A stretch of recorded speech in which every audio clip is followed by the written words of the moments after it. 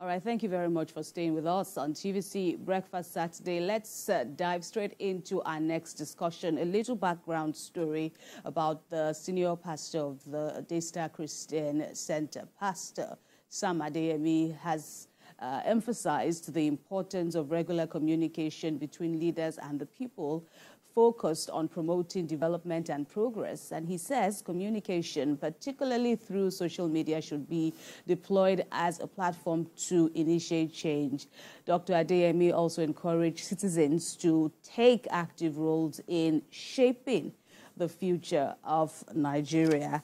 Well, joining us in the studio is the CEO of Sam Adeyemi GLC. He's also the founder of the Daystar Christian Center. Dr. Sam Adeyemi is live with us in the studio, and we are delighted to have you here. Welcome. Thank you very much. Congratulations on your doctorate degree. I don't know how old it is, but congratulations on that well-deserved feat. Thank you very much. All right. So this issue about communication's importance to governance is one of is one of what you stand for in enhancing governance, enhancing leadership in Nigeria and indeed across the world, because all that you've been speaking about, we see that, these are world-class nuggets that are sought after, across the world. But tell us why in our Nigerian context it is so important. Let's begin that way. Why leadership, the word now is why leadership matters, why good leadership matters in Nigeria. Thank you so much. We usually refer to a leader as the head of a family, the head of an organization, and so on. And you just have to bear in mind, where the head goes, that's where the rest of the body goes. And like one of my friends, famous leadership expert, John Maxwell, would say, everything rises and falls on leadership. So everybody has an idea that Nigeria's issues and Africa's issues basically have to do with leadership. And what's leadership? It's not just occupying a position. Because again, when you say our leaders, the average person's mind goes to the people in government and the people at the top.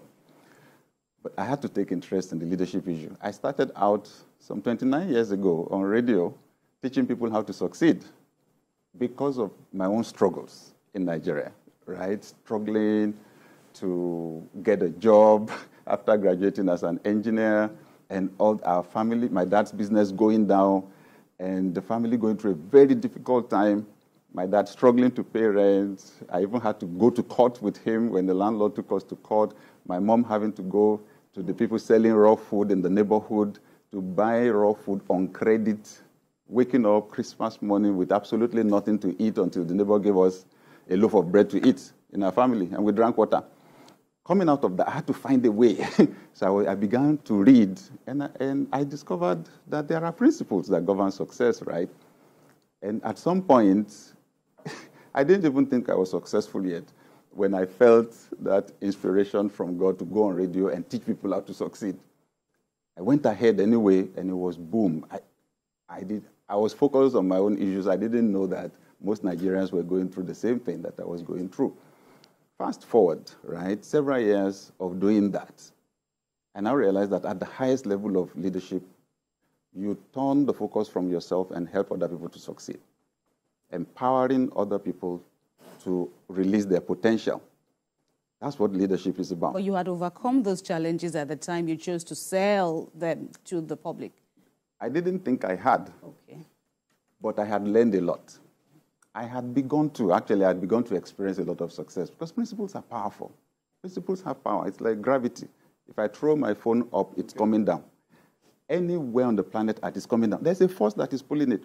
Once you understand the principle, you satisfy its conditions, invisible power begins to help you. I must confess, I had begun to get results, but not as much as I thought as I should. But I'm glad I went ahead, began to teach other people. What are those defining moments for you in this area of leadership, if you will be specific to Nigerians? Okay, so first, when I was youth pastor at my church in Ilori, an elderly reverend, looked at me and said, there's something about you. Read this book. And it was the first book I would read on leadership, Christian Leadership by Donald S. Altman. Even as at that time, 1990, it was an old book. Even as at then, the book was transformational for me. Because I held that idea first, that some people are born to lead, everybody else is born to follow. There is something ahead that is wired into you from heaven. The author said, if you are a believer in the Bible, and you've read there that God created man in his own image, then you must believe, and he gave him dominion, then you must believe that every single human being has the potential to lead. The author said, all those theories taught by Plato and Socrates and the rest of them, that few people are born to lead, everybody else is born to follow, he said those theories are dead. He said, whoever you are reading this book, look at the qualities of a leader. He said, you have some of them already. Now, it was dramatic for me because when I was very young, when I was a teenager, if you found me in a group and you asked someone to volunteer to lead, I would be the last person because I'm an introvert. I used to be extremely shy. So for someone who found it difficult to look into the eyes of somebody else to speak, to now say that I would lead a group, that was beyond my pay grade. Right. This author convinced me because when I looked at those qualities, I saw that I had some of them. And he said, the ones you don't have, you can cultivate. I turned that into my personal development program to cultivate the qualities I did not have. I'll give you an example. Okay. I said I was shy. Introverts think a lot, but we usually find it difficult to bring out what we are thinking. Right.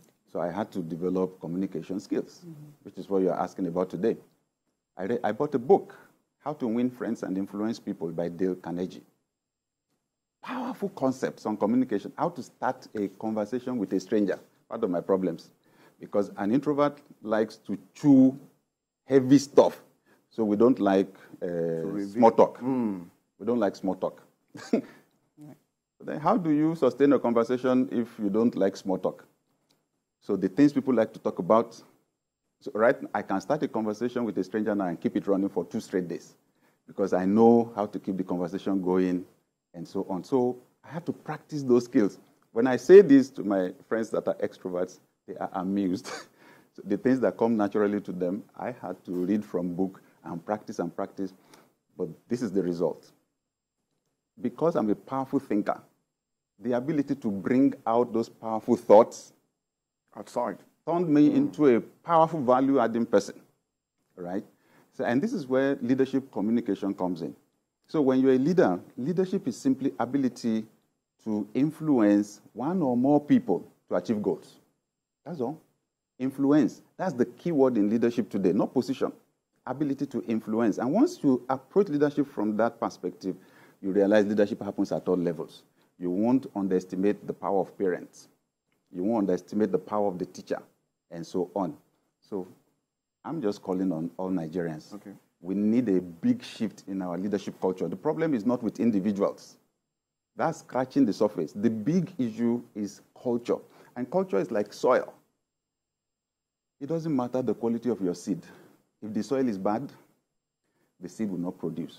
We have a big issue with our leadership culture. We need to shift the culture. To shift culture, you have to shift the ideas in people's minds and all that. Okay, but can we take it higher? I don't know if you agree, at the national, level. Yes. What do you see wrong? With our present style of leadership. Communication is one of them, and you have, long advocated for, weekly, regular forms of communication. What other values do you, desire to be enhanced for this strategic leadership that, you are soliciting for? And yes, you've started off with relatable challenges, that, many Nigerians are also in. Okay, thank God you were able to overcome, but many people are still living in the dark as to how they can, let go of this really major challenges. But in terms of perhaps our leaders coming up with solutions, what do you advocate for else beyond their communication? Okay. So the essence of leadership is service. It is meeting people's needs, solving people's problems. every human being is born innately selfish. They say that's why we like to take selfies with our phones. We're selfish. It's natural. You're born to think for yourself. The difference with leadership, like I said earlier on, is it is higher than success. It's not now you. It is helping other people to succeed. The average person who grows up in Nigeria has a titanic battle when it comes to that because of that level of suffering and deprivation that most of us experience while growing up. So we're in survival mode, fighting mode to survive. If there is no intervention along the way to turn your focus away from yourself and turn it to other people to the point where you're actually willing to sacrifice to help other people to succeed, you will rise into the top, still in survival mode, when you then have access to resources that should be used to take care of 1 million people, 2 million, 10 million, 200 million. You will take as much as you can take first because you've experienced trauma. The average Nigerian has experienced trauma. A senior church leader told me how when he was at the University of Lagos, one day he was totally out of resources. Not a kobo, not a grain of gari, and no idea where to even get anything from. I'm sorry to assault people's minds. He felt pressed, went to the toilet, and said it crossed his mind to eat what he just passed out. And I say it to deal with the, I want to be honest, what Nigerians are dealing with. So when a person has gone through such trauma, and he's then rising to the top, how do you want him to think about somebody else? The most important thing for him is to never go back to that level again. Him, and then, you know our society. Once you begin to rise, other people will latch on you, right? You have to sustain them. Right. And our society is structured in such a way that you have to accept that it is your destiny, that you came for, you are succeeding on behalf of all of us. So you have to share it. So how do you settle them? Right? You have to keep giving, right? And some of their needs are actually so basic.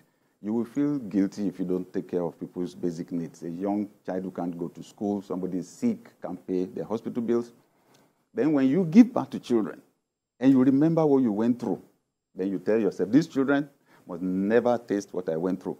We keep wondering why people take 1 billion, 10 billion, 20 billion, 30 billion. How much will you eat? Why can't they stop? That's why. They're running away from something, and our system has not provided anything to take care of it. So the solution, love. Basic.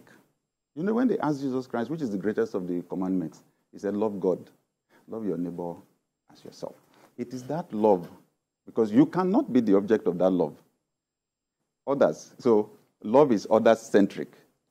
So when you have that love, that's when you pay attention to other people, recognize their value, their true value, created in the image of God. Then you see that big gap between their potential and where they are. Then you are motivated to bridge that gap. So you understand John 3:16 in the Bible. For God so loved the world that he gave. God knows what he created. He knows what we have become. He sees the gap. He wants to bridge that gap. That's what leaders do. I somewhat like the fact that you said something about love. Yeah. So what has been the role of the church in cushioning the effects of this subsidy removal? I'm quite sure at this time you should be getting quite a lot of demands from church members. What has been the role of the church in doing this? Well, to the extent that I am aware, a lot of churches are doing quite a lot of things that they don't make noise about. The requests, they have multiplied. That's the plain truth. And I'll tell you one painful part to it. I'm glad that at Daystar, several years back, we looked at the Bible and we told ourselves the word works wonders at Daystar. We want to do the Bible. And what we saw was from the day of Pentecost, when the New Testament church was birthed, food distribution started. Acts chapter 2, straight. And I love the strategic wisdom in that, where one Yoruba proverb says, when hunger has entered into someone, There is no other discussion that can go in there. James, the apostle in the Bible, also said it. He said, if your brother has basic needs, don't be preaching to him and say, be warm and be filled, and then send him away without meeting the basic needs. And most Nigerians are at that level. So people wonder, with all the teachings in the church, why is it that the country is not changing? I promise you, every single person will put survival first. Somebody is about to die. You are quoting scriptures or quoting constitution. Morality loses its value. The division between right and wrong will go. Let me live first. Let me survive. Then we will discuss what is right and wrong. So when we saw that the church prioritized food distribution, in fact, the first crisis recorded in the New Testament church in Acts chapter 6 was around food distribution, because some people was getting food, some said the food was not getting to them, to show you that it had become a huge operation. And they had to create a new level of leadership to take care of it. So in Daystar, we created our food store. There is always raw food there. And we have a policy, nobody goes to bed hungry in this church. So are you saying every week or every day people can go to the church and get food? Is that what you're saying? Every single day. We have small groups all over Lagos. Okay. So the leaders, once they know any family on their street doesn't have food, they don't need to be members of Daystar. If you are where any family does not have food, on Sunday they come to the pantry and they take the food. They source the food and take it to that family. And there are people that come, individuals that come and get the food too. It's priority number one. And then other basic needs like paying hospital bills, because love to me is valuing life. Like I said, God saw so much value in man, he gave. For us, the human is the most valuable asset God put on this planet. So we will do anything to defend human life. So we pay hospital bills, India, USA, South Africa, Dubai. Can we just a minute. So where are all this money coming from? What people contribute, that's what it's for. What people contribute. Right. If we say give to God, give to God. Is God sick that you want to pay his hospital bill, or is he hungry that you want to buy his food? Okay. When you understand the Bible, you will understand that there is a bit of God in every human being. Every human is an extension of God. Okay. So Dr. what you Adeyemi, do to man, you are doing to God. Right. So, but in all of this, my thinking is the church is still limited somewhat. Yes, the church is doing what it can. Yes. And, it's fantastic that, a thriving church as Daystar is also, doing something to mitigate the hardship. But, still taking it back to our leaders. Yeah. One would say if you don't have it, you don't have it. This issue of love that you are propagating. So what's the way out? Will the cycle of hardship continue just if you are in the domain of a governor or a local government councillor or something who doesn't have that quality of love? So how do you break free from the vicious cycle? Thank you. Good question, right? I was on a flight with an ex-governor, and I was saying to him, you did some things while you were in office that I like. It showed that you have vision. I said, but most of your colleagues in the political space, they don't. They don't have vision. They don't have capacity for leadership. He said, Sam, I agree with you. Nigeria is like an aircraft that is being flown by pilots that did not go to flying schools. And when they crash the plane, everybody will be screaming. He nailed the point. The question is, so those in leadership position, where did they learn leadership? Is leadership in our curriculum in the school? How many books have they read on leadership? How many trainings have they attended? The fact, everybody in leadership position, whether in government or business, has to face that fact. You did well, you have strong drive, you achieve goals for your organization or whatever, or you can win elections. You now have the position. That does not automatically make you a leader. Leadership skills are separate. Skill for winning elections is one thing. Skill for making money for the company is one thing. But leadership skills, they have to be learned. Leadership can be learned. That's why we're discussing with the idea some people are born to lead. Yes, if you are born into a royal family, that's fine. But we're in a democracy, right? So leadership needs to be learned. So the question we then ask ourselves is, so where is that learning structure in our whole system? Right. I'll tell you how it works. in developed economies. Primary school, they make it compulsory for the young child to do volunteer work. It's compulsory. The child will be taken to an orphanage, taken to a hospital. They must do work for which they are not paid, and it is recorded. High school, they now even give them credit. It's a subject. So if you don't do it, you will not even graduate. I'll tell you, for example, in the US, you're applying to go to university, they ask you to write a personal statement. Who are you? What do you like? What don't you like? And what value will you add to our university if you come in? One of the major things they are looking for is the volunteer work you have done. They will not admit you if you've not done anything, because for them, they will be investing in someone who is going to become a liability, not only to the university, but to the community. We don't have an equivalent for that. Okay. The organizations that we had before that were to inculcate those values in young people, they have died. Boy Scouts, Boys Brigade, so the fight for survival is such a huge priority for us. We don't even have any structure for sustaining them. They died. We need, so if you ask me, I'll tell you, we need intervention for the leaders that are up there, anywhere, business, government. I will advise every leader, get a leadership coach. Someone to advise you on the leadership part of your job. If not, you will squander massive opportunities. You will wonder why the masses are angry with you and raining curses on you every day. I know it pains my friends that are in government, that people rain curses on them, because some people actually desire, to do well. And they just wonder why people are so bitter, especially this younger generation on social media, just be raining curses. You need a leadership coach to open your eyes, give you perspective on the leadership part of your job, like the communication you are asking about. Advise you on what to say.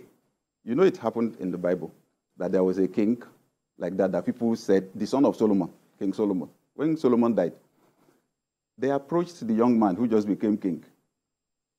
Your father built such a humongous system. To maintain it, he taxed us to the limit. Reduce the taxes. The guy said, I'll come back in 3 days. He asked the older people who had advised his father, they said, speak kindly to the people. Tell them you are going to serve them. You will see. They too will serve you. The young people, his friends, who did not have experience, they said, Kenny, now that it is your turn to be king, tell them that you won't take nonsense. He too went and said, I won't take nonsense. I'll deal with you. The country broke into two under him, and the major parts left him. They killed the government officials he sent to collect taxes. So if you have a coach, a leadership coach, the coach will be able to advise you. That's the only thing you can do as a top person. But we also have to go down and start with our children. Because what we're dealing with is not individual, it's a culture. You see a tree, everything that is in the soil around it is what is in the tree. When you grow up in Nigeria or Africa, something wrong about leadership already grew up with you. With all these challenges, how can young people come out to believe in themselves and ensure that they can be good leaders? We have this pattern saying that we are the leaders of tomorrow. So I think we've gone past that stage. At what point can these young people take that role of leadership and become better person and improve the society and everything in the economy? Thank you. That's a good question. My advice to our young people would be this. It's good for you to be angry about what's not going right. You need to be passionate about bringing change. I just tell you, being hungry is not going to be enough. You are at risk already. For the fact that you are growing in this soil, what is wrong is already going inside you. So the starting point is for you from scratch to tell yourself you are going to do things differently. First, read books on leadership. You have an opportunity that my generation did not have at your age. We did not even have cell phones, not to talk of being able to go on Google. There is nothing you are looking for that you won't find on Google. How to be a good leader, the qualities of a leader. I beg you, because what you eat is what you become. I ask people, this your body, where did it come from? From heaven. I say, you are deceiving yourself. It is yam, beans, bread, egg, and butter, and sugar. And 2/3 of it is water. What you eat is what you become. It's the same thing with your soul. were saying that the older generation was not taught leadership. You have to start differently. At Daystar, we have a leadership academy that I founded 22 years ago or so. Yeah, 22 years ago. Because once I saw this huge problem, my training is in engineering, right? But once I saw this leadership thing, while dealing with success, I decided to go for it. That's why I did my master's and then did my doctoral program in it, so that I can speak from an informed perspective. So I founded this school. And today, so once a year, we run this program, DLA for teenagers. I love it. One of them actually even posted a testimonial yesterday on Twitter and said, as a teenager, I was going from home to attend the DLA for teenagers organized by Daystar. I just want to thank Sam Adeyemi for it. I want to tell young people, study about leadership, practice what you're learning. I have tremendous faith in young people. You have access to technology, you have opportunities we never had. I believe you will bring the change we're talking about. All right. And, okay, so last year, the whole nation somewhat reeled from the general elections. It was a very decisive moment for us all. And a notable church made the news launching a directorate of politics and governance, but then there was a clarification that it was actually a brainchild of the PFN. So my question is, what's the standpoint of your church on this issue? Have you also latched on to this ideal that the church should be more involved in politics and governance? Do you have that directorate in Daystar? Yeah, we have what we call the Citizens Education and Governance Initiative. And is it also like a similar? Yeah, it's education. Okay. It's citizens education, because that's where we have to start from. Some years back, just before COVID, I asked our church members, how many of you are card-carrying members of political parties? There were few. I said, there's a problem there, and I won't blame you. Pastoring is seed sowing. It's sowing and reaping.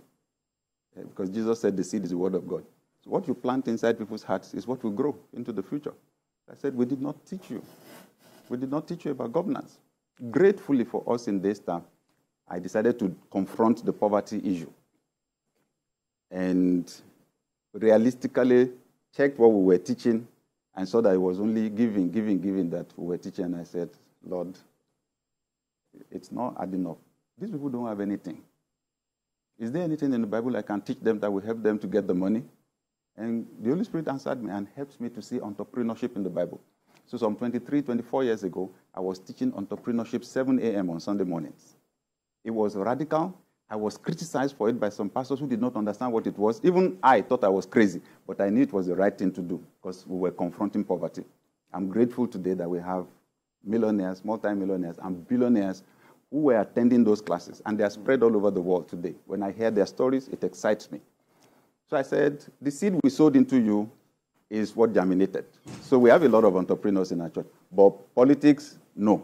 So the church has not been educating people on participation in politics. So it's not that the church itself should become the political arm or organ of any political party or anything. No, the church must remain non-partisan. A pastor must remain non-partisan, because on that pulpit, you have to understand your members belong to different parties. But we need to motivate them, educate them to participate actively in the political space. So I told them, you need to join a political party at the ward level and start from there. And I believe that we're making gradual progress. Dr. Sam Adeyemi, before we let you go, what's your take on some of these pastors that will come out to give prophecies about a particular election, that this is the person that will win, this one will not? Are you bothered by such prophecies that is coming out from the pulpit of the church? Well, there's nothing new under the sun. If you read the Bible, you will see there you've always had genuine prophets that will say what God told them, and you will have those trying to get people's attention. It's always been there. And the Bible then gave the way to assess. Just wait. Give it time. If it is God that told somebody to talk, you will see. If it is not God, my challenge, so you have the prophets on one hand. The other challenge is the people listening to them. So if with time you find out that someone is missing it. It is guesswork they are doing. Your life is at risk. Jesus Christ said, he was talking about the Pharisees, he said, leave them alone. Matthew 15, 14 and 15. He said, they are blind leaders of the blind. And if the blind follow the blind, both of them will fall into the ditch. So my own warning is to Christians, is to church members, that in this day and age, you need to go to church with your brain. This Acts 17:11, Paul went to a particular city called Berea. They said they were more noble, the Christians there were more noble than the ones in Thessalonica, because they received the word of God with readiness of mind. They said, and they searched the scriptures daily to see whether those things were so. The person they were listening to is the man that wrote more than half of the New Testament, Paul. Yet they were checking the scriptures to see whether what he said was true. Most people in Nigeria don't check nothing. They like drama. So as long as a pastor has charisma and speaks with confidence, they just swallow everything the pastor says. Those days are gone. At the end of the day, Jesus said, you will fall inside the ditch. If you read the Bible yourself, your eyes are open. To check. And then so I asked the question, if the eye of the follower is open, the person they are following is blind, what's supposed to happen? Why should somebody whose eyes are open be following somebody whose eyes are not open? I listened to your podcast where when you were preaching and you said that the eagle is a fasted bird, and you came to the pulpit and made that correction. That was good of you. All right. Oh, thank you. All right, Dr. Adeyemi, I'm afraid we've run out of time, but we thank you, and we look forward to more engagements with you on, these issues and other related issues. Thanks a lot, founder of Daystar Christian Center Nigeria and the CEO of Sam Adeyemi GLC, Dr. Sam Adeyemi. Thank you very much for your contributions today. Thank you for having me here today. Right.